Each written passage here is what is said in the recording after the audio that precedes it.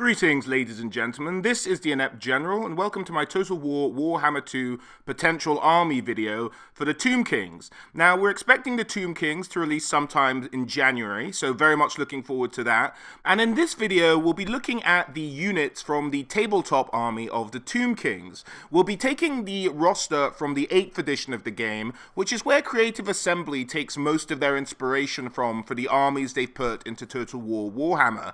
So that's where we're going to be sourcing units from. There may be units from earlier editions, but we're just not including them in this video here. So, in terms of the Tomb Kings, I feel more than most armies, these guys need a bit of historical context to understand what the individual units are. So we're just going to go through a little bit of their history. So the Tomb Kings are based in the southeast of the Warhammer world, next to Araby. Now, they weren't always like this. The Tomb Kings were once a huge empire of men, and they ruled the land of Nehekhara, very much based on the ancient Egyptian empire of our own world. Now, the idea was that they kind of ran in individual city-states, with each city having its own king, and sometimes they'd fight amongst themselves, but more often than not, they'd usually round behind a king who was usually the king based out of what was probably regarded as their capital, which was Cavalry. This kind of went on and off, and the kings would be moving around till eventually the leader of leaders emerged, this guy called Settra the Imperishable. So Settra the Imperishable ended up ruling with an iron fist over the whole of Nehekhara. He united the other kings behind him, and they began to expand the empire hugely. They sort of went south and pushed what they referred to as the scaly lizards away. They pushed north, fighting off greenskins through the Badlands, and it got to a point where they fought so far north that Settra ended up standing on top of one of the mountains in the range known as the Black Mountains. Now, for those of you who don't know, this is kind of the southern edge of what would become the Empire. Now, in reality, this is all occurring around 2,500 years before the Empire is even formed. So there's maybe just barbarian men in this area, nothing much more than that. And so he's looking over all this land, and he's hugely saddened because it's taken him years to conquer up to this point, and he realizes in this moment that he won't have enough time in his life to conquer the whole world, which is kind of his goal. And this upsets him, and so he puts all the resources of the Empire behind finding a way to extend his life to make him immortal. Now, this gives birth, or in fact empowers, a mortuary cult. Guys who had been kind of studying the ways of death and life, and they just essentially get unlimited funding, unlimited time, and they start to work on ways to extend the life of the king. Now, they find a couple of ways of doing this. They sort of excel in what I suppose would be some kind of medicine, and they build up these elixirs, and they start to extend his life well beyond that of a normal human being. But they still haven't figured out the big question, immortality. It's still evading them. So by the time Settra, although hugely expanded lifespan, comes to an end, they still haven't had the answer. So what they say is, look, sir, we have this idea. We're going to do this process known as mummification. Now, mummification in the world of Warhammer is kind of the same as, in fact, they wrap the bodies and stuff and prepare the bodies and things like that. But the idea is that with mummification, it's a way of preparing your body to be resurrected for eternal life later on. So they tell him, look, Settra, we'll mummify you, but we don't have the answer to immortal life at this stage. So we'll bring you back, and it'll be a golden era, and you will rule the whole world in your new immortal body. So Settra's like, okay, I'm a bit pissed at you guys, but I won't kill you all before I die. So kind of goes along and gets mummified. Now that's kind of the end of Settra. Now after his death, stuff keeps happening. The mortuary cult continues their work. Their power and influence begins to grow because this kind of experience they built under trying to discover immortality, they used to kind of win favor with all of the Tomb Kings of all of the cities around the entire empire. So they start to become a hugely wealthy and powerful cult within the empire of Nehekhara, promising to extend the life of various Tomb Kings, giving them elixirs, mummifying them, making them the same promise they did to Settra. So, after a while of this happening, the next big character in our story is Nagash. So Nagash was the eldest son of the king of Cavalry. Now, one might think this gives him right to the entire empire. However, the mortuary cult had grown so much in power that the almost whole of Nehekharan society had began to be based around it. As such, all the firstborn sons, traditionally of the nobles, were given over to the mortuary cult, and the secondborn sons are the ones who traditionally took over their father's kingdoms. Now, Nagash didn't particularly like this idea, but it was the way of life at the time. So he joins the mortuary cult and begins to become a very highly skilled lich priest. He learns their ways, learns their powers, and eventually he actually comes across a few dark elves. He imprisons them, and he starts to torture them to force them to teach him the ways of dark magic. And they do. So he spends years studying their ways through torture and getting all he can out of them, and merges this with all the stuff he'd known about death and life that he'd learned through the mortuary cult, and forms a new kind of magic. Now, his experiments and everything he's done, he notes down in the books of Nagash, which become these very powerful necromantic tomes in the history of the Warhammer world. So he begins to learn huge amounts of secrets and ways to use magic that have never been used before, and becomes hugely powerful. He begins to gather a number of acolytes around him, chief amongst which is a chap called Arkan the Black. So him and his pal Arkan and their mates start to be like, okay, so Nagash, what are you after? And he says, oh, look, I hate my brother. That throne is by all rights mine. I'm the eldest son. So one night, him and his compatriots murder the bodyguards of his brother, and they entomb his brother alive in the pyramid of their father. Then he just goes with hands still bloody and sits on the throne of Cavalry. Now, he himself developed such a fearsome reputation of the dark arts that he knew at this stage that no one dared challenge him in this role. And so he begins to consolidate power around Nehekara and starts this new project called the Black Pyramid. Now, this is an idea of building a huge pyramid made of entirely of black marble, and he sets the entire resources of the empire behind this, and he starts to bankrupt other cities. No one can afford to give up the amount of resources he requires, and this structure is just enormous. It dwarfs any other pyramid built before it, including the once gigantic pyramid to Setra himself. Now, the idea behind the pyramid was that when they were building it, they thought it'd be another burial tomb. But what he was actually building it for was to really increase his own powers, to suck in vast amounts of winds of magic for him to use at his whim. It said that this pyramid was able to make him 10 times more powerful than he was previously, and that's why it was being built. Upon almost bankrupting the entire empire, the other kings began to get together and rise up against him, and they went to attack Nagash at Cavalry. However, when they arrived there, Nagash summoned up an army of skeletons. Now, this was the first time the world had ever been exposed to an army of the dead, and it absolutely terrified all of the armies of the Tomb Kings. So they break off and scatter. And they did take a huge loss on the day. However, this was not the end. Eventually, they rallied. Nagash kind of thought he'd been done with this. He got rid of them all. However, they rallied, and they raised an army known as the Army of the Seven Kings. And they, again, marched against Nagash. But this time, they were ready. They'd seen skeletons before. Their troops were prepared.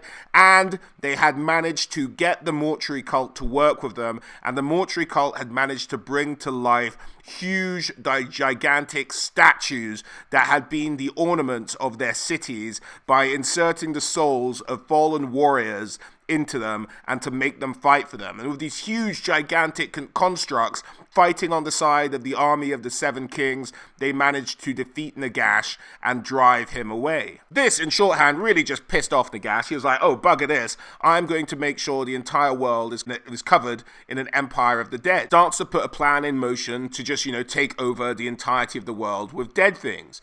During this kind of gap when Nagash was driven away from Nehekara, this is when the Lamian vampires began to come into power. But I covered the Lamian vampires and sort of the beginning of the vampire counts in my Missing Legendary Lords for the Vampires lore. So do check out that video. It'll pop up in the right-hand corner now, or you'll find a link in the description below, but that will cover kind of what's going on there. But suffice it to say that Nagash begins to just gather forces to him, and that's what he's doing. Vampires he thought would make good lieutenants, and so the idea was that he was influencing behind the scenes to give birth to vampires as we know them today. So Nagash returns. He brings an army led by vampires. They charge in. Arkan the Black, his old mate, is there. It's been hundreds of years since he was last in the kingdom, and he just brings a huge horde of undead at his back to try and retake what he thinks is rightfully his. However, a hero had emerged in that time known as Alcadizar, and he'd risen an army, and they went to fight Nagash in battle. And during what became known as the Battle of the Golden Skull, Nagash was pushed back. They managed to fight him away with the united strength of the Nehekaran people, and much rejoicing was had. However, Nagash was not done yet, and you just pissed him off even more. And so, in a way of just being like, okay, screw this, I'm not pissing about anymore, Nagash just starts to put into power some of the most deadly magic he'd used yet, and he poisons their great river. So the river was previously known as the Vitae River, and he poisoned it, and it has to this day become known as the Mortis River. Plagues began to ring out throughout the kingdom. People started dropping left, right, and center. The river had gone this color of blood. It was just horrific, and it just decimated the population of the kingdom. It's thought that 9/10 of the population died to plague, and then Nagash strode forward and said, "Thank you very much, I will take my kingdom back." And he begins to set into motion something he called the Great Ritual, using as a conduit of his power the Black Pyramid he had built. Now, the idea of the Great Ritual was in one go to kill everything and to make it undead. He was going to have the world on his puppet strings, and that was what the Great Ritual was going to do, and he had the power to do it. So the Great Ritual begins to be set into motion, and it starts to just suck up life from all around it. Crops wither in the field, livestock fall over dead, people around the Black Pyramid start to die. However, the person he had captured and he wanted most of his revenge on, Alcadizar, still survived all the plagues, and Nagash had imprisoned him within the Black Pyramid itself, just want him to witness the kind of destruction that Nagash would bring, and that his foolishness in resisting had really brought about. And so Nagash is working away, he's eating warpstone, it's all going swimmingly, he's just about to destroy the whole world. Nagash is about to have his world of the dead. However, in perhaps the only redeeming thing that the Skaven have ever done, they sneak into the Black Pyramid, release Alcadizar, give him a blade made entirely of warpstone, and kind of point him in the direction of Nagash. So Alcadizar gets up, kind of dry, he's been starved and beaten and poisoned and stuff, but he's still alive, and he eventually comes into the chamber where Nagash is doing the ritual. Now, Nagash is lost in the magical winds of this ritual. His mind isn't really there, and Alcadizar comes up and just strikes him down with this warpstone blade, ending the ritual. However, the ritual had kind of stored up so much energy, it just kind of released it in this almighty boom. And what that had done was effectively kill every living thing within the kingdom of Nehekara. However, there were some exceptions. The mortuary cult had managed to survive in their necropolises. They had put magical wardings on there. So the mortuary cult kind of survived, and it had a weird effect on the burial chambers of the Tomb Kings. All of their pyramids had magical wardings placed upon them to protect them, and this magical warding kind of changed the effect of Nagash's magical explosion, this incomplete ritual, and served to awaken the bodies of the long dead Tomb Kings, except for Settra himself. And that kind of brings us to all we really need to know. I'll probably get into this a lot more when I cover the legendary lords of the Tomb Kings, but this kind of brings us to where we are. There's the mortuary cult, who kind of specialize in immortality, and they have managed to kind of keep a lot of secrets of the way they do things. So they've learnt mummification, and mummification for the mortuary cult allows the kings to be brought back, but they're not marionettes of necromancers. They are very much the kings themselves, just in dead bodies. So they have all their memories, and this is what the idea of the mummification process was about. They can remember everything they've been through, and to a lesser extent, even the foot soldiers. But we'll get into that as we talk about individual units in this video. Just this is why the whole area of the Tomb Kings is dead, except for the soldiers and warriors and things like that come out of the pyramids. This is why there's nothing else living there, and it's thought to have been a cursed land ever since. You can't grow anything there, therefore it's never been repopulated, and this is why it's just pyramids and desert. So now we have a bit of context, let's get into the units and let's kick things off with the lords of the Tomb King's army. So the first type of lord is of course the Tomb King themselves. When the Great Ritual miscast and caused this weird effect of waking up all the Tomb Kings, imagine there'd been generations of Tomb Kings and they all woke up in their own pyramids with their own armies, and as one might expect, they all started fighting each other. Eventually the mortuary cult resurrected Cetra himself, who kind of brought everyone to heel. So now Tomb Kings become more of the generals, and this is why they don't fight over leadership anymore. They've all been united under the greatest of them all, Cetra, but they can each lead armies, and kind of the idea is that they each are buried with their own armies anyway. So they have in their tombs with them all the soldiers they had in life, all that kind of thing, and so they raise up to be the kings of their own army, and this is what they lead into battle. So this is how they're generals.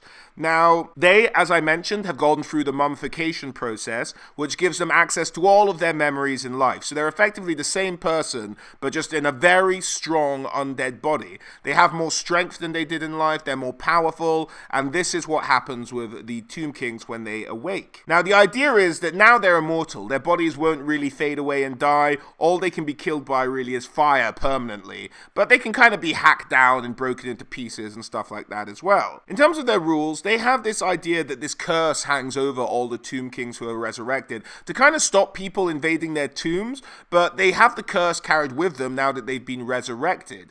It's very much the idea of the curse of the mummy. Now, what this meant was that when they're beaten, when they're killed, they're broken, they're set on fire, whatever ends up taking them off the board of play in the tabletop version of the game would suffer a number of hits, a number of sort of hits to it, and they would have to save those hits in order not to die themselves. This is kind of the idea with the Tomb Kings. This is how the curse of the mummy plays out in the Warhammer world. If you kill one, there'll probably be something terrible that happens to you too. So you have to watch out for that when fighting the Tomb Kings. The Tomb Kings also have a special rule as well as a curse known as My Will Be Done, and that's the idea that they can pass on their weapon skill to sort of units around them. But I don't know how you'd really translate that. You could just effectively give units around the Tomb King a melee attack buff. That's kind of how you could translate that rule. That'd be a fair interpretation. Now, in terms of their gear, they have a kind of a multitude of options, and we've seen that Creative Assembly like to play around with gear sometimes with the generals, particularly in Total War Warhammer 2. So the Tomb Kings could have any of these when they're brought into Total War Warhammer 2. They could have a great weapon, they could have a flail, they could have a spear, and they can have a shield or not a shield depending on whether they're using a two-handed weapon or not. And they also have two mount choices, which is the chariot and the War Sphinx. And we'll get into both of those a little bit later in this video when we talk about those units. But those are their two mounts, so it could be very fun having the Tomb King on a War Sphinx. Very fun idea, and hopefully we will see that in Total War Warhammer 2. The other generals that you will see in the army of the Tomb Kings is the High Lich Priests. Now, these guys are the leaders of the mortuary cult that we've discussed previously, and they very much... they're kind of a bit different from the Tomb Kings themselves. They're not technically resurrected. They've cast stuff on themselves, and this is where the mortuary cult get a bit kind of cynical and sly, is that they seem to have uncovered immortality, but just haven't told any of the Tomb Kings. And so what they've effectively done is to stop their souls ever going into what they call the realm of souls. So they can never pass from their bodies, leaving them to be effectively immortal. Now, they haven't been able to stop the passage of time, which means they look like walking desecrated corpses, but they're still alive and are, for all intents and purposes, immortal, really. So that's the idea of the High Lich Priest and the normal Lich Priest, which we'll get into in the Heroes section. But that's kind of what they are. They're the members of the mortuary cult, the leaders, the most powerful of them, and they're kind of acting as advisors typically, but they can lead an army in their own right. They have access to several laws of magic. That's the law of Nehekara itself, which is a separate law, which we might get into in a separate video, just to go through what that is.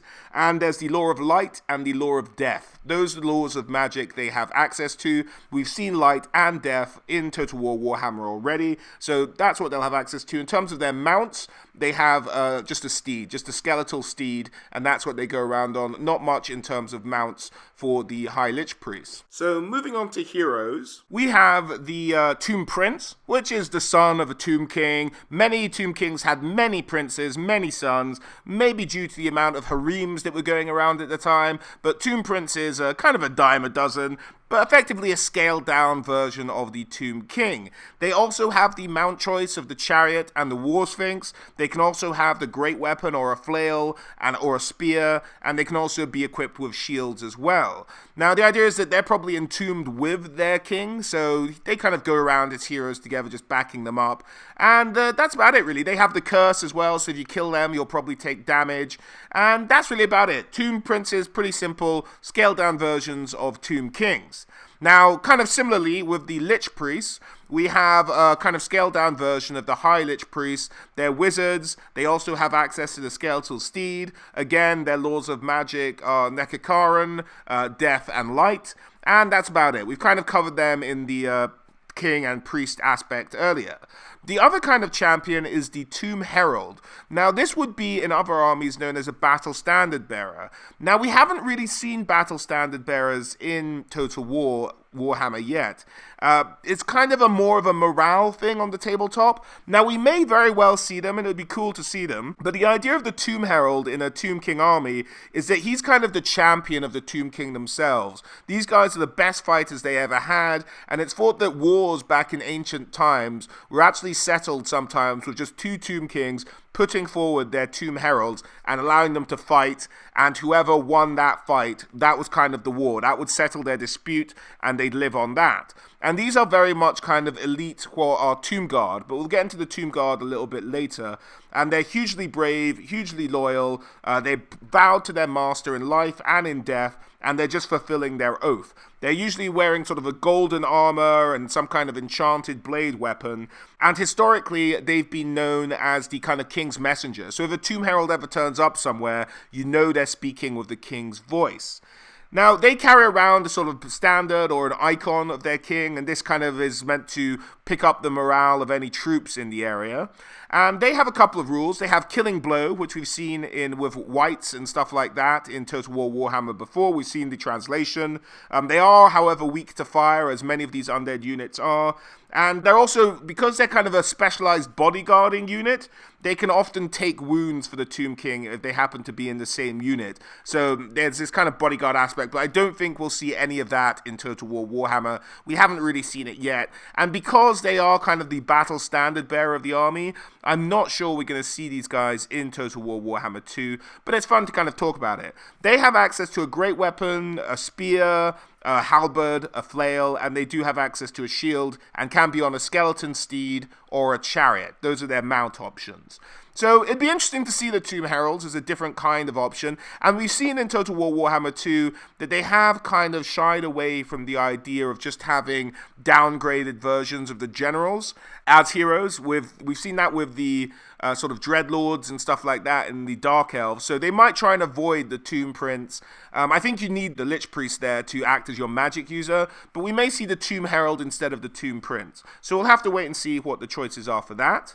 And the last kind of hero is a fun type, which is known as the Necrotech. Now, the Necrotechs were really the architects of Nekakara. They would go around, they designed the temples, the streets, the statues, everything really. And their sort of pièce de résistance was always their final pyramid for the king they served. And when they built the pyramid and the king died and the king was buried, the Necrotech, unfortunately, always kind of had to be buried with him. The idea being that the king wouldn't want the Necrotech to go on creating greater pyramids than the one he himself was buried in, so the Necrotech's coming with you. Now, most of the time, the Necrotech was sworn to loyalty and would do this willingly. However, sometimes when Necrotechs renege on this agreement, they were often met with some kind of unfortunate accident, which meant they got buried around the same time as their Tomb King anyway. So that's kind of the idea of the Necrotechs. Now, in life, these guys were kind of real pricks. They were sort of drivers. They would force the slaves into labor, into building their constructions. They'd whip them with their whips, and were very cruel in most cases. And they also have this kind of idea that any other structure but theirs is horrendously ugly, so they're kind of inbuilt, most of them, with this need to tear down the rest of the world and rebuild it in the image and architecture of Nehekhara. So, kind of lunatic architects. Savage, lunatic, cultist architects. That's kind of how you'd have to describe them. Now, they can be armed with a hand weapon, a whip, and they don't have access to a mount. They often sometimes come with this ornate death mask as well, which they've constructed to have themselves buried in, although I don't think that has a rule attached to it, but it's just a point of sort of cosmetic appreciation that they'll usually have a mask on their face as well. Now, they have hatred because they're hateful little gits. Now, if we see them in Creative Assembly's Total War Warhammer, it might be part of their upgrade tree. They might get sort of a choice of what races they want to hate. Now, we have seen hatred implemented in the game before, so I imagine it will go along those lines. But I think it'll be the upgrade tree, like, do you hate man, do you hate Skaven, do you hate dwarves? And they'll get kind of a pick along their upgrade path about what they want to hate, much like we've seen with some of the Lizardmen heroes in Total War Warhammer 2. Now, this rule wasn't called hatred in their army book. It's called Wrath of the Creator, so just bear that one in mind. And their other one was a Stone Shaper, which allowed them to regenerate the health of constructs. So a lot of the units in the Tomb King's army aren't necessarily reanimated bodies, but are animated statues, and it can give them a regenerative ability, and that'd be a fun kind of quirk in Total War Warhammer as well. So looking forward to hopefully seeing the Necrotex implemented in the game. Now, moving on to the infantry, we are going to start with the Skeleton Warriors. Now, Skeleton Warriors were in life the warriors of the Tomb King, kind of your rank and file warriors, but they swore oaths of eternal loyalty, as did almost all of the troops within the Tomb King's army themselves. So they swore this oath of eternal loyalty, and what would often happen was in a battle when the rank and file soldiers all fell and died, all of their bones or bodies were collected up. They were kind of boiled down, I guess, and their bones were brought back and buried in a huge burial pit, kind of at the base of any Tomb King's army. So he also essentially had any of the fallen warriors who died under his regime serving with him, or any who got willingly buried alive to serve him in death as well. So these are the warriors whose souls are brought back to inhabit their dead bodies by the mortuary cult to serve as the skeleton warriors within any Tomb King army. Now, these guys can come with sword and shield, or spear and shield, or just spear. So we'll probably see those kind of variants in Total War Warhammer 2, where we'll see a spear, no shield, spear with shield, sword, no shield, sword with shield. And that's kind of probably how it'll play out as the normal skeleton warriors go.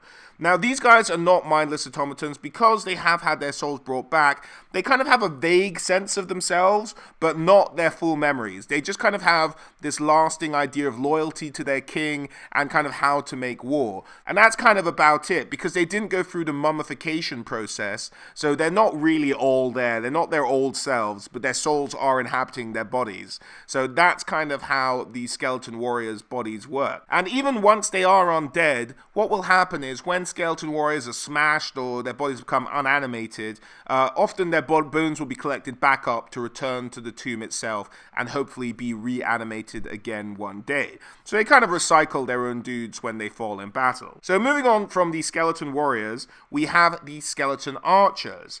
Now, in life, there's a very strong tradition of archery in Nehekhara, whether it's related to hunting, to just proving yourselves. A lot of, very specialized archers around, and it's kind of looked upon as, a very respected art of war within the kingdom. And because of the way that Nehekhara necromancy works, the idea that the soul is being brought back into its body and they retain some of their memories of war and how to kind of muscle memory and stuff like that, then unlike the skeletons raised by the vampire counts, these guys can fire arrows because their bodies remember it, their souls remember how to fire an arrow, unlike the kind of more puppet marionette aspect of necromancy that the vampire counts use. That's the argument. The arrows of the skeleton archers also have another aspect to them, and that's that they have been blessed by the Tomb King goddess known as Asf. I think that's how you say it. And she's the goddess of vengeance and magic within the Tomb King pantheon. And the idea is that they take these arrows, they're made with bronze arrowheads, and they're cooled in the blood of serpents. Their shafts have been inscribed with incantations carved with the claws of scorpions, and the fletch is made from the black vultures of Nekara. All in all, they just have very magical arrows, and these magical arrows are said to almost dart with the speed of a pouncing snake towards their target. So they're almost magically guided arrows. So whatever kind of incompetency a skeleton has firing an arrow, it's made up for with the magic use of these blessed arrows. So that's why skeleton archers in a Tomb King army, for both of those reasons, can be pretty effective, whereas the vampire counts don't have any skeleton archers at all. Next up, we have the Tomb Guard. Now, these guys are the elite fighting force of any Tomb King's army, in life and in death. They were the most trained, they were the best fighters, and they really were a way of providing the only kind of upward mobility that was available to any kind of Tomb King society. So even if you were a peasant, you could earn your place in the Tomb Guard, and this was the only way a lot of the peasants at the time could even see into a royal palace. So these guys are the elite fighting force of the Tomb Kings, and fiercely loyal, even more so than their sort of skeleton counterparts. These guys have also had the honor of being mummified to a certain degree. In life, they were highly rewarded. They lived in sort of nice places. They each had a dozen slaves to tend to them and to tend to their armor and weapons. And they kind of lived the life of Riley if you could earn your place in a Tomb Guard regiment. As such, they kind of owed their lives to their Tomb King and would lay it down happily. Now, these guys would often just march lockstep on the victory parade of the burial of a Tomb King, and they'd march into the pyramids of the Tomb King. I think they were put in stone sarcophagus. I'm not 100% sure of that, but I think they were buried, and they could have been buried alive or they died. They went through some form of mummification. So when they were resurrected, their souls brought back into their bodies, they retained a bit more memory, a bit more tactical knowledge, a bit more fighting knowledge than things like the skeleton warriors. Now, they can be equipped in a number of different ways. They can have hand weapons, which can be like the likes of a sword or something like that with a shield, or they can have a halberd. So two variants, and we'll probably see both variants in Total War Warhammer. Now, as far as their special rules, they were, of course, undead, but they also have Killing Blow. Now, we've seen that in Total War Warhammer before, so it'll be interesting to see if they get that ability as a unit rather than a sort of hero or anything like that. So that's the rule for the Tomb Guard. Very fun unit, the elite of the Tomb King armies. So moving on from the Tomb Guard, let's have a look at the cavalry involved in the Tomb King armies. So starting with the cavalry, let's have a look at the skeleton horsemen. Now, these guys sort of, their steeds, their skeletal steeds, resurrected from the dead as well, very much obey their riders. They're kind of very still and sort of don't move that much, but sometimes you'll see the odd twitch of the steed's head as some kind of vestigial memory awakens its mind and it kind of loses its own sort of self-control for a bit. For the most part, hugely obedient animals? I guess I'm not sure what the word is for resurrected animals, but there we go. Now, they're still very powerful. Much like the risen dead, they've been given extra strength, so they're very capable of crushing a man's skull with a single kick of their hoof. So very much a deadly animal, or can be. Now, they're more raiders here, not knights, the skeleton horsemen. They're kind of quick, light cavalry. They can be lightly armored. Now, the idea is they're very skilled because raising horses in a desert, even when they were all alive, was not a cheap exercise. So you really had to prove yourself to be worthy of riding one of these horses into battle in any Tomb King army. So they are hugely effective. Now, as far as their special rules, they can come in a normal version and one with light armor. I don't think they'll draw that distinction in Creative Assembly. We haven't really seen that with light cavalry options. But their only rule is really that they have Vanguard. So they'll probably have that in Total War Warhammer as well. So these guys will be able to deploy outside of deployment zones. So that'll be fun to have them just, shutting down any enemy missiles and stuff like that. We've seen light cav in many of the other armies in Total War Warhammer, and it'll play very much the same. So something the Tomb Kings also have is their horse archers. Now, we've covered why the skeletons of the Tomb Kings armies can fire arrows. But they're very skilled, and the actual horse archers don't come from the rank and file of the Tomb King cities. Horse archers were actually more of an almost mercenary force within the Tomb King armies, taken from the nomadic tribes that lived within the desert, who were very much born in the saddle, and they could have spent their whole lives on horseback and learning to shoot and ride on horseback as well. Now, it wasn't until I think it was King Rakalf II of the Tomb Kings who said, like, look guys, we just want to incorporate you and we'll pay you vast amounts of money to give us some of your troops to serve in our armies. And they have done ever since. They're kind of a fast cavalry scout unit who also have the missiles as well. Now, I believe that these guys might have the ability to fire on the move, because some of their blessings, the Arrow of Asaph, is a blessing that they have as well, and I think that allows them not to take any penalties. Now, I may have forgotten to mention this when we covered the Skeleton Archers, but the not penalties, I think, includes the penalties you'd get if you moved on the tabletop and then shot. So in Total War Warhammer 2, we might actually have it where Skeleton Archers can fire whilst moving, although I'm not entirely sure that's how they'll translate that rule. We'll have to wait and see. But Skeleton Archers are a unit in the army of the Tomb Kings. And finally, in the cavalry section, we have the Skeleton Chariots. Now, I believe the thing that made the Tomb King army fairly unique was the idea that they could have chariots as what you'd call a core unit. So you could really have a good number of chariots without having to sacrifice any sort of spots for special or more rarefied units. I think that was the idea. I may be remembering that wrong, but I think that was the idea with the Skeleton Chariots and why they were particularly useful.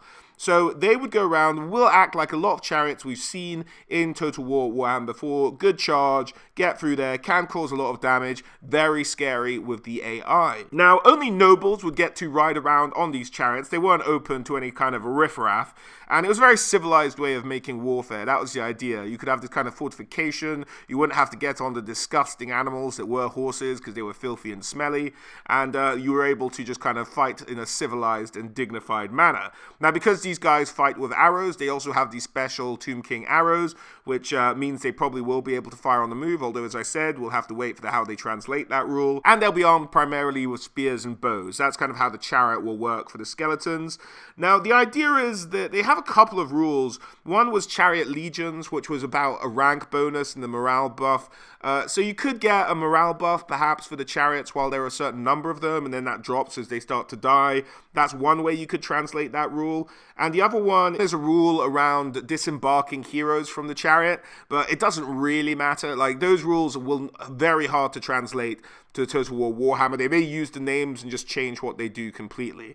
So the rules for the chariots aren't perfect for a translation to Total War Warhammer, but there we go. That's the Skeleton Chariots for you.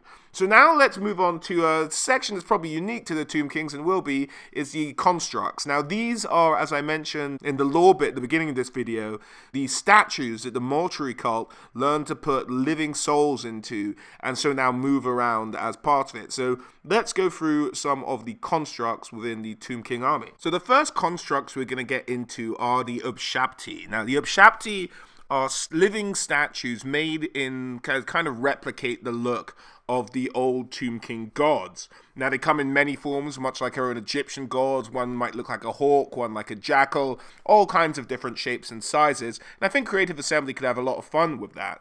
Now, the idea is that the living body of a hero was put into these statues by the Lich Priests of the mortuary cult. Now, these guys can be made of a lot of different materials, whether it be stone, marble, or even jade, some of them. And they're living rock, so they're pretty hardy as well. Effectively, these guys will be about the size of trolls or minotaurs, really, and kind of be as tough. Now, talking about the minotaur comparison, in terms of their equipment, they have the option of being equipped with a hand weapon, given an additional hand weapon, given a great weapon, or given a bow. Now, their bows will be sturdy and deadly and almost be like, not quite as strong as bolt throwers, but around that kind of strength.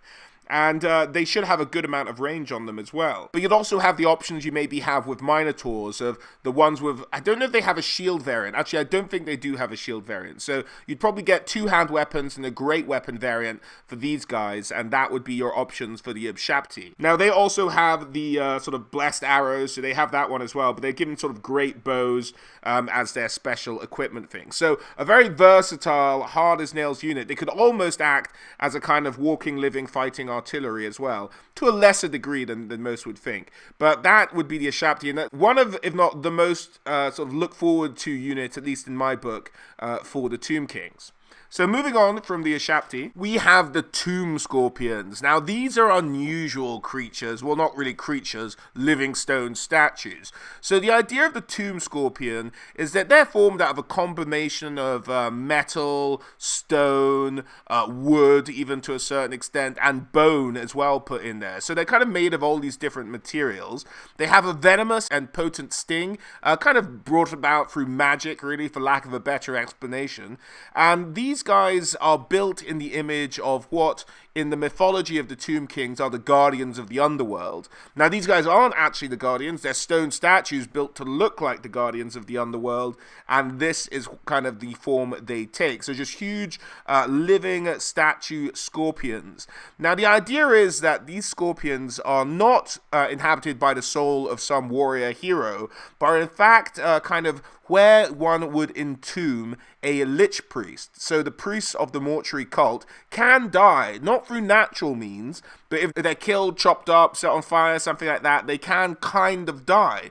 The idea being that their souls can never enter the realms of the underworld, but their body is no longer functional. And the idea is that their remnant spirit inhabits these tomb scorpions, and their bodies are in fact entombed within the scorpions themselves. So they have control, they can move around of this tomb scorpion, and this gives them a huge amount of magic resistance, with the lich priests obviously knowing their way around a magic spell or two. So these guys might be pretty handy at hunting down enemy wizards and the like. Now the ritual to have a lich priest soul inhabit one of these is very complex, thus explaining why they aren't all over the place. But that's kind of the idea of them, and they feel that by inhabiting these scorpions, they're cheating the gods of the underworld. It's like, haha, you're not going to get my soul, I'm going to live in this stone scorpion for the rest of my life. That'll be great fun. Now, these guys have the ability to kind of move, traverse underneath the sand, and they have the poison special rule. They also have Entombed Beneath Sands, which is this rule where, now I have no idea how they're going to implement this rule, and this will come up with a few other units we're about to talk about as well. But Entombed Beneath the Sand is a rule where the idea is that in a battle, these scorpions dig into the sand, disappear, and then reappear somewhere else. Now on the tabletop, that was kind of an okay one to do. You could get around doing that one.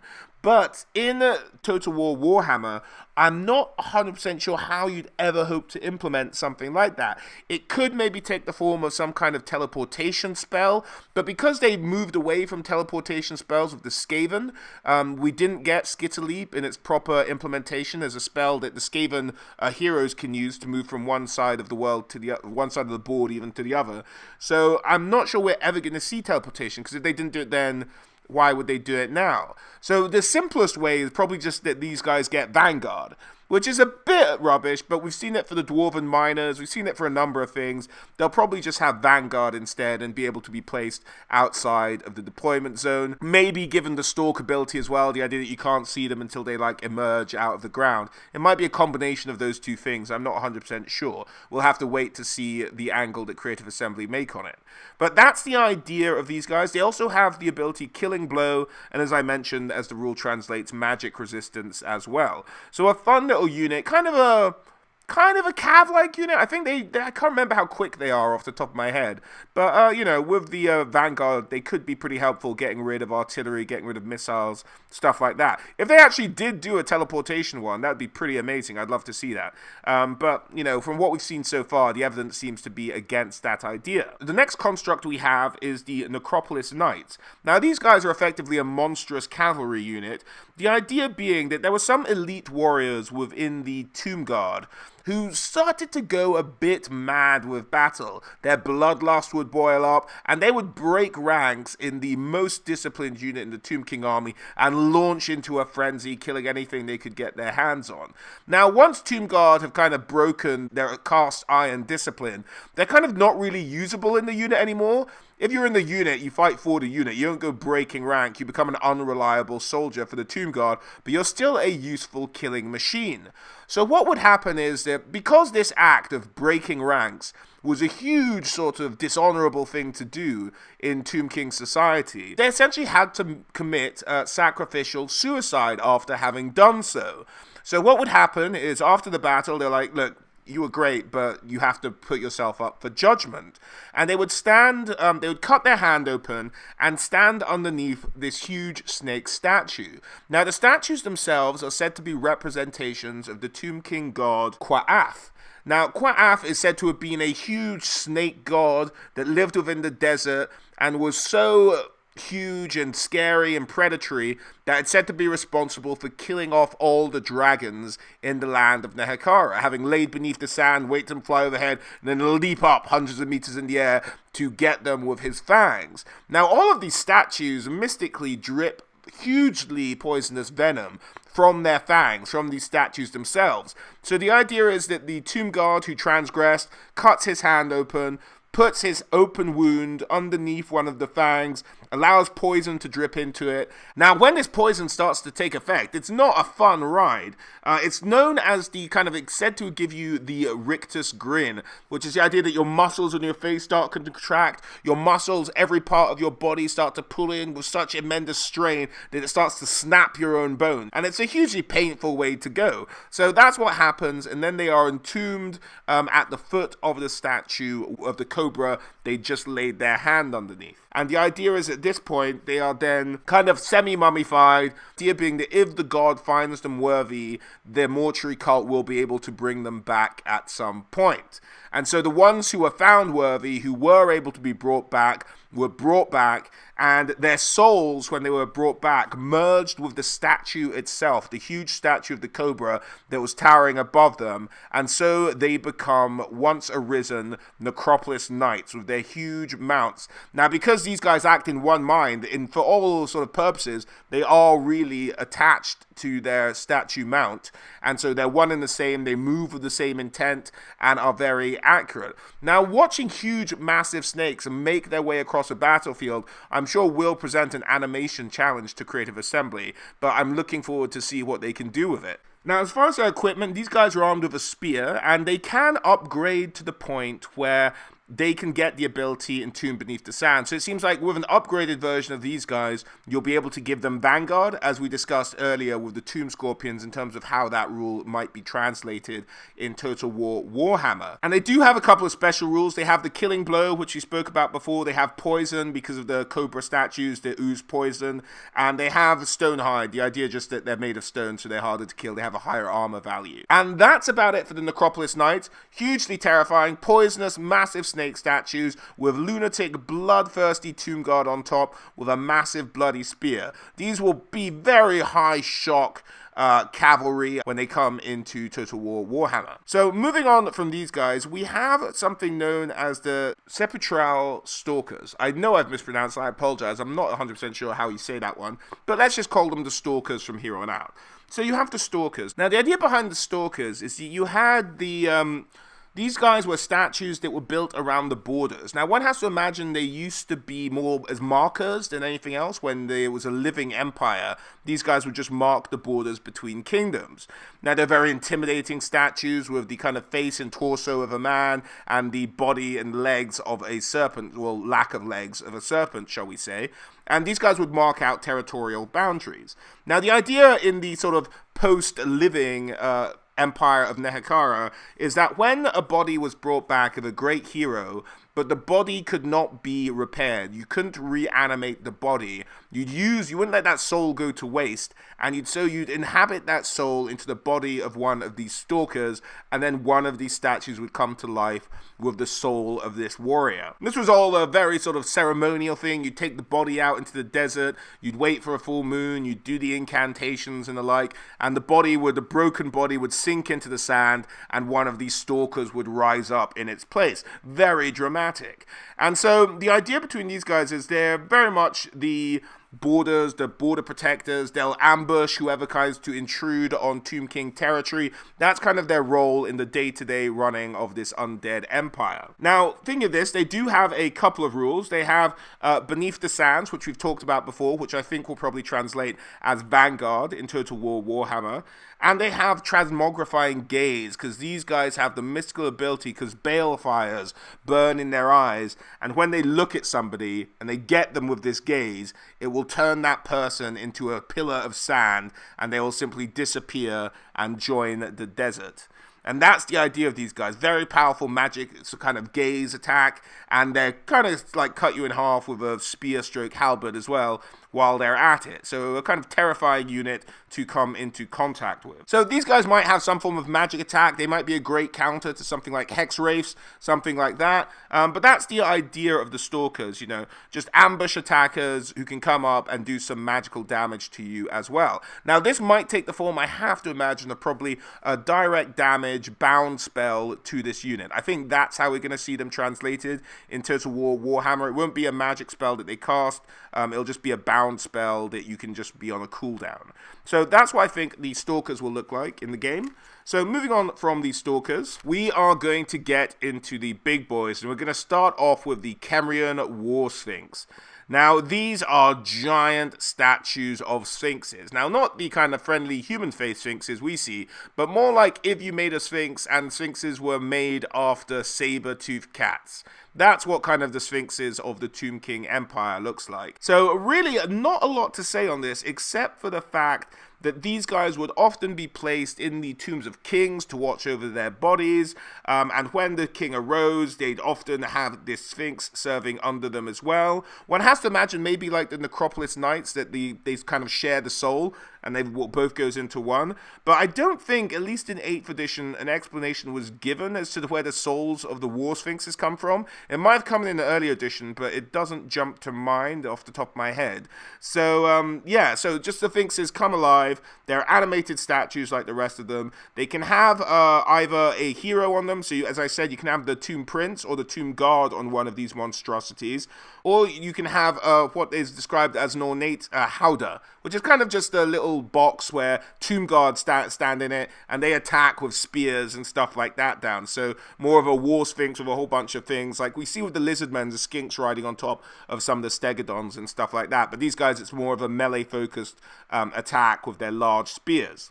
Now, the Sphinxes themselves have a special attack where they rear up and just smash down an enemy unit. It's known as the Thunder Crash attack. Now, I hope they give this to them, and they hope they animate it with these Sphinxes rearing up and then coming smashing down like an almost explosion area of effect attack. That would be very cool to see in Total War Warhammer, smashing down on a whole bunch of Skaven slaves or something like that.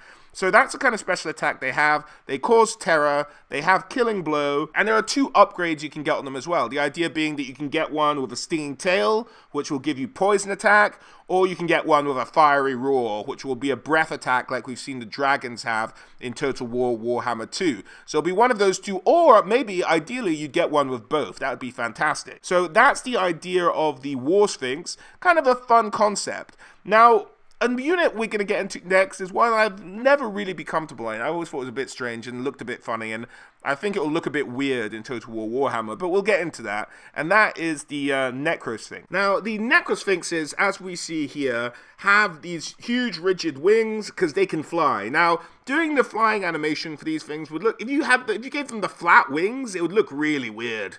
I can't imagine what that would look like, just like flat wings flapping.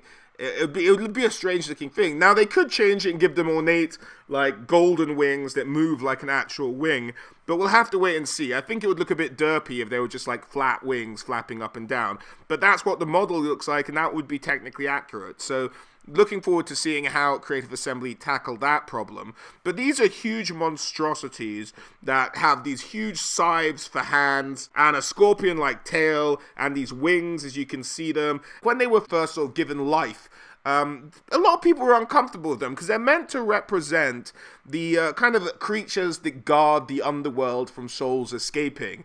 And to some people, that was kind of sacrilegious. People didn't like the idea of these monstrosities walking around. And indeed, after a while, they're so sort of intimidating that with a single kind of sharp slice of their sort of scythes, they're said to be able to split open the throat of a dragon. So hugely devastating creatures, but people were like, these guys are too strong, we might not be able to control them. They're also kind of a monstrosity, a sacrilegious monstrosity, so they decided to lock them all up for a number of millennia. It wasn't until a kind of orc war horde, led by kind of a huge number of wyverns, attacked Cavalry, that they were like, attacked Nekakar even, rather than the broader Cavalry, and they sort of swooped down and were attacking. They didn't have anything to deal with these monsters, and they were like, finally, okay, get out the necrosphinxes, and the tombs were opened, and these things were unleashed, and they absolutely devastated the orc horde, and ever since then they've been regarded as something you should be wary of, but kind of a necessity to deal with the larger threats of the Warhammer world when fighting with the Tomb Kings. Now, one of the problems that people had with these things was they're not really sure about how they're really animated. They don't believe that they're the spirits of warriors that they bring back, but they believe that they're animated by the gods Pa'a and Usukeph. I think that's how you say them. And it's the idea that these gods gave them life. And so they're not fully like loyal warriors to the Tomb King's cause, which added to the aspect of suspicion they're regarded with. Now, these things are monstrosities, and they do have a number of special rules. They have the special rule Fly, they have the special rule Killing Blow, Terror, and they have something called a Decapitating Strike that can kill a creature in one go. So this is why they're regarded by many players as kind of specialized monster killers, because they can just kill something with multiple wounds, huge creature in one go, because they can be that devastating. Now, they can be upgraded to have the Stinger, much like the War Sphinxes, which would give them poison damage as well. So, a hugely intimidating and devastating creature, and I really hope we see these. Now we're getting into some of the territory where we may be having the larger creatures cut from the Tomb King armies, because like the Jabber Slices, that might be too many Charlemagnes to warrant building out. So the Necrosphinx might be in danger there. This next one I think we're going to see probably because they kind of have all the animations for it, and that is the Necrolith Colossus. Now, the Necrolith Colossus looks like the skeleton of a giant, but it's not. This Necrolith Colossus is a statue. The idea being that there were many legends of time past of huge creatures wandering the land around the time that the gods first left or changed, and these things would protect the land. And it's the same way, kind of mythologically, the stories we've heard about giants in the past, or even perhaps sky titans before all the inbreeding, such as on the lands of Albion and in the Ogre Kingdom territories as well. But the idea was these huge things used to walk the land. They don't anymore, and so since ancient times they've been represented in structural form. Now, this usually sometimes took the form of gods, sometimes took the form of men, but since the power of the mortuary cult has grown so much, in the more kind of modern-ish, for as far as Nekakara gets modern, it's become very much more kind of large skeletons, and that's what they look like now. So they're not the reanimated bones of a giant, although that's what they might look like. They're actually just sculptures made to look like enormous walking skeletons brought to life. That's the idea with the Necrolith Colossus. Now, unlike the Necrosphinx, these guys are in fact heroes reborn, their souls put into these hulking statues to be effective defenders of their lands. And as such, they have access to a variety of weapons. They have access to a great weapon, and they have access to huge bows known as bows of the desert. Now, these things are bolt throwers. That's effectively what they are. They have the same rules as bolt throwers on the tabletop. So you have a huge giant throwing out these massive bolts, and that's how these Necrolithic Colossus armed with bows would act. So you'd have the option of having the melee-focused one or the range-focused one, and that's kind of how they would operate. So in terms of their special rules, the bow they have would give them a special rule in terms of being able to fire it, its range, and its damage effects. And it also had something called Unstoppable Assault, which would give it extra sort of attacks on the charge. So effectively, these guys should have a huge charge bonus as well. So that's kind of how these Colossus operate. Just massive, either an artillery piece or a melee fighting monster, and it would be good to have that sort of variety. So that's who they are. It would be fun to have an artillery giant and a melee focused giant in the same army. Good little combination there. So moving on from that, we're getting into a unit that, again, this might be too many Charlemagnes, but we are getting into a Hierotitan. Now, these are gigantic carved statues, and these would be in the uppermost chamber where the king was buried, and the idea is that these statues were meant to represent the guide through the afterlife. In one hand, they have this huge sort of magical scepter, and in the other, they have these scales, which are meant to judge your life and whether you're worthy to pass into the realm of souls. Now, these guys already sort of radiate a huge amount of magic around them, and it's said to be sort of so repressive that one can almost hear the laughter of angry gods when you approach it. So the idea is that these guys act as spiritual guides, taking you across the realms for kings, really. And no expense is spared on building them. They're made of gold, gems, all kinds of things. And so the two things they have, as I said, were the staff and the scales. Now, the idea is that these guys are very much kind of the gatekeepers between the underworld and the world of the living. They kind of live in both worlds simultaneously. There's a very famous story of two kings coming to fight one another in this crater. Now, the crater happened to have a half-buried one of these Hyrule Titans in it. And when the two men started to fight, and I think they forswore the gods that their power was mightier than the gods' power, and as such, this Titan statue kind of acted as a walkie-talkie to the gods. The gods heard this and then trapped these two kings in an unending battle between each other, and this happened centuries, if not millennia ago, and they just fight each other forever and ever. So these are really kind of, although statues actually kind of are what they say they are, maybe the statues are the representation of the living world, but in the underworld, these things move around in our kind of spirit guides. It's a very bizarre mix between the reality and then what they believe for the Tomb Kings, this unit is. It does have the staff, which is called the Icon of Petra, and that has Shem's Burning Gaze as a bound spell, and it has the scales, which are said to have Spirit Leech as a bound spell. So this is effectively a kick-ass giant with both Shem's Burning Gaze and Spirit Leech, and this magical aura around it, which allows mages and magic users a bit more power. That's the idea of what it can do to your army, and of course it's a terrifying huge statue, so it causes terror as well. So that's the idea. It's meant to buff up your magic users. It has magic itself, and is a hugely massive statue that can smash down and attack things in hand-to-hand as well. So that is the Hyrule Titan. So let's move on to some of the beasts and kind of animal-based sort of units for the Tomb King's army. So we're going to start with the carrion. Now, the carrion were kind of giant scavenger birds, much bigger than a vulture or anything like that. Just huge birds of prey, taller than a man, and they look sort of decayed and they're bloated with death, they're described as. Now, these are thought to be the agents of the Tomb King god known as Ualatap. I'm guessing that's what it is, the vulture god. And the idea is that when you fall in the battlefield, these guys will come and peck your eyes out, but they kind of put a romanticized religious aspect to it, that these guys are really taking your soul up to fight demons in the heavens. And as such, they've kind of been incorporated into Tomb King culture, and a number of these guys were buried along with the Tomb Kings. They're trying to help the souls of not only the kings along, but to help the souls of everyone else buried in the bloody crypt along as well. So that's why there are some still remaining in the lands, and they didn't all get wiped out with Nagash's spell. So when everything got resurrected, the corpses of these birds got resurrected as well, and they came along and would fight enemies and good at doing what flying creatures really do, mopping up missile units, taking out artillery, stuff like that. Not necessarily great in combat against fighting units themselves. Now, when these things did get reanimated, unlike many other things like the warriors and stuff like that, they never return back to the crypt. They'll always be flying in the sky, kind of eternally gliding. And yeah, they just like to turn up whenever there's bodies. They have the fly special rule.